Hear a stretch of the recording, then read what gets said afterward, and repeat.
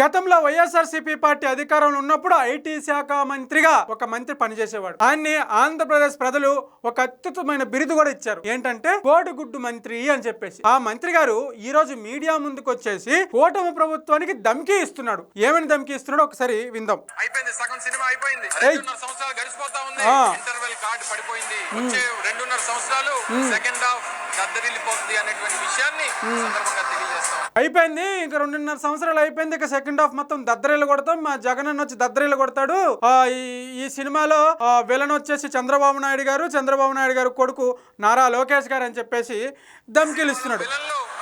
చంద్రబాబు నాయుడు కొడుకు లోకేష్ అనేటువంటి విషయాన్ని తెలియజేస్తాం. నాయకుడు అనేక సందర్భాల్లో చెప్తాడు. ఇది వీళ్ళు డైలాగులకి సినిమాలు చూడడానికి తప్ప దేనికి పనికిరారని చెప్పేసి ఆంధ్రప్రదేశ్ ప్రజలకు ఒక క్లారిటీ ఉంది. నేను అమర్నాథ్ గారికి ఒకటే అడుగుతున్నా, సార్ గతంలో ఐటీ శాఖ మంత్రిగా పనిచేసినప్పుడు ఆంధ్రప్రదేశ్కి ఎన్ని కంపెనీలు తీసుకొచ్చారు సార్? నేను చెప్పనా? అరిసెల కంపెనీ, అప్పడాల కంపెనీ, పొంగడాల కంపెనీ, పానీపూరీల కంపెనీ, చేపల కంపెనీ, ఏంటి ఇలా అనేక కంపెనీలు తీసుకొచ్చి ఆంధ్రప్రదేశ్ లో ఉన్నటువంటి యువతకి అసలు విపరీతమైన ఉపాధి కల్పించారు. మీరు మామూలు ఉపాధి కాదు, అది దేశంలో కాదు ప్రపంచంలోనే ఎక్కడా లేనటువంటి అంత అద్భుతమైన ఉపాధి ఆంధ్రప్రదేశ్ లో ఉన్నటువంటి యువతకి కల్పించారు మీరు గతంలో. కొంచెం మాట్లాడినప్పుడు మైకుల ముందుకు వచ్చినప్పుడు జనరల్ గా స్క్రిప్ట్ అనేది ఒకటి ఉంటది. అరే ఏం మాట్లాడుతున్నాము, ఎందుకు మాట్లాడుతున్నాము, గతంలో మనము చేసిన పనులు ఏంటనేది ఒక ఐడియా ఉంటుంది. మీరు పట్టుమని ఒక 4 కంపెనీలు, పెద్ద కంపెనీలు మీరు చెప్పండి, నేను తీసుకొచ్చిన కంపెనీలు ఇవి అని చెప్పేసి. దావాస్ మీటింగ్కి వెళ్ళండి సార్ అంటే నాకు సలేస్తుంది, నేను వెళ్ళని చెప్పేసి. మీరు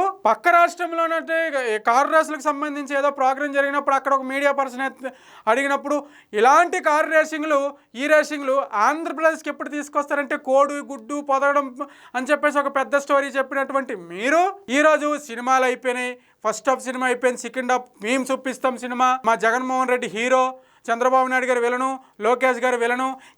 అసలు దేనికి పనికొచ్చిన మీటింగ్లు, దేనికి పనికొచ్చిన మాటలు, ఎవరికి యూజు? దీనివల్ల జగన్మోహన్ రెడ్డి గారు హీరో, చంద్రబాబు నాయుడు గారు విలను, లోకేష్ గారు విలను, మీరు డైరెక్టరా? అసలు ఒక రాజకీయ నాయకుడు మాట్లాడాల్సినటువంటి మాటలే మీరు ప్రెస్ మీట్ పెట్టి ఏం మాట్లాడాలా? ప్రజలకు ఎక్కడ అన్యాయం జరిగితే దానిపైన మాట్లాడాలా, రాష్ట్రంలో ఎక్కడైనా అన్యాయం జరిగితే దానిపైన మాట్లాడాలా, రాష్ట్రంలో ఎక్కడైనా కంపెనీలు రాక లేకపోతే యువత కోసం, నిరుద్యోగత కోసం మాట్లాడాలా, వలస వెళ్ళిపోతున్నటువంటి కుటుంబాల కోసం మాట్లాడాలా, ఆంధ్రప్రదేశ్ జీడిపి కోసం మాట్లాడాలా, ఆంధ్రప్రదేశ్లో ఉన్నటువంటి మద్యం విధానం కోసం మాట్లాడాలా, ఆంధ్రప్రదేశ్కి వస్తున్నటువంటి కంపెనీల కోసం మాట్లాడాలంటే 1,00,000 మాట్లాడవచ్చు మీరు ఒక ప్రతిపక్షంలో ఉండి. అది పక్కన పెట్టేసి సినిమాలు, హీరోలు, విలన్లు చూపిస్తాము. అసలు ఏంటి, దేనికోసం? జగన్మోహన్ రెడ్డి గారు మీకైనా అర్థమవుతుందా సిచ్యువేషన్? ఆంధ్రప్రదేశ్లో ఉన్నటువంటి వైఎస్ఆర్సీపీ పార్టీలో ఉన్నటువంటి నాయకులు యొక్క పరిస్థితి, మానసిక పరిస్థితి మీకైనా అర్థమవుతుందా? నిన్న వచ్చి శ్యామలా వచ్చి అలా మాట్లాడుతుంది, మొన్న వచ్చి రోజా గారు అలా మాట్లాడుతారు, ఈ రోజు వచ్చి ఈయన ఇలా మాట్లాడుతున్నాడు, మొన్న అంబటి రాంబాబు అలా మాట్లాడుతున్నాడు. దేనికి, ఎవరికి పనికొచ్చినవి ఇవంటున్నా నేను. ఆల్రెడీ మనం చేసినటువంటి అతి చండాలమైన పాలనకి 11 సీట్లు వచ్చి కనీసం ప్రతిపక్షం కూడా ఆంధ్రప్రదేశ్లో లేకుండా చేసేశారు. ఇప్పుడు కొత్తగా గొడ్డల పార్టీని ఒక బిరుదు కూడా ఇచ్చేశారు. ఇంకా మైకుల ముందుకు వచ్చేసి ఇష్టానుసారం లేనిపోనివి అంటే జనరల్గా నేను ఒక విషయం చెప్తున్నాను ఏంటంటే, వైఎస్ఆర్సీపీ పార్టీలో ఉన్నటువంటి కొంతమంది పెద్ద శ్రేణి నాయకుల వల్లనే ఈరోజు వైఎస్ఆర్సీపీ పార్టీ భూస్థాపితం అయిపోయింది. వీళ్ళు ప్రధాన అజెండా ఏంటి? జనరల్గా ఒక పార్టీకి ప్రధాన అజెండా ఏంటి? జనాల్లోకి వెళ్ళాలి, జనాలు మనసులు గెలాలి, జనాలకి ఎక్కడైనా అవసరం ఉంటే, నిజంగా అవసరం ఉంటే వాళ్ళకి సాయపడాలి. ప్రతిపక్షంలో ఉండే వాళ్ళకి చెప్తున్నాను నేను, జనరల్గా వాళ్ళకి సాయపడాలి, వాళ్ళ యొక్క బాధలు, వాళ్ళ యొక్క పరిస్థితి లోకానికి చూపించాలి, లోకాల ద్వారా తద్వారా గవర్నమెంట్లో ఉన్నటువంటి ప్రభుత్వానికి చూపించాలి, పార్టీకి చూపించాలి. అది జనరల్గా ప్రతిపక్ష పార్టీ పాత్ర. మనదేంటి?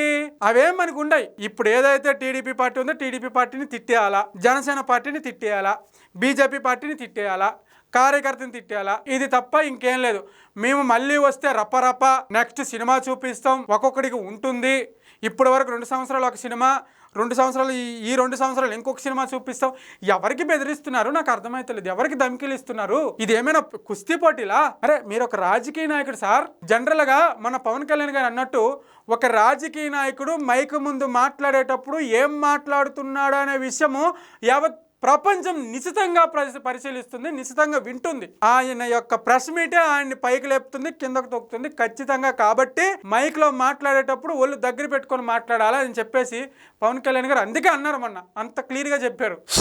ఎంత మాట్లాడినా ఏం మాట్లాడినా ఏదేదో శాస్త్రం ఉంటుంది మన సైడు, అది నాకు గుర్తు రావట్లేదు, కానీ అంత దారుణంగా ఉన్నారు మీరు. సో దయచేసి ఇక నుంచైనా మారి ప్రజలకు పనికొచ్చే ప్రెస్ మీట్లు పెట్టండి, ప్రజలకు ఉపయోగపడే ప్రెస్ మీట్లు పెట్టండి. నిజంగా ప్రజలకు ఎక్కడైనా అవసరం ఉండి, నిజంగా ప్రజలకు ఎక్కడైనా అన్యాయం జరిగిందనుకో నిజంగా ప్రెస్ మీట్ పెట్టి మాట్లాడండి. దానికి ప్రజలు కూడా మీకు సపోర్ట్ చేస్తారు. లేకుంటే ఇలాంటి ధమ్కీలు ఇచ్చారనుకోండి, వచ్చే ఎలక్షన్లో ఆ ఒక్క సీటు కూడా రాదు. దయచేసి అర్థం చేసుకుంటే మీ ఇష్టం, అర్థం చేసుకోకపోతే మీ కర్మ. దానికి మేము ఏం చేయలేము, ఆంధ్రప్రదేశ్ ప్రజలు ఏం చేయలేరు. Thank you.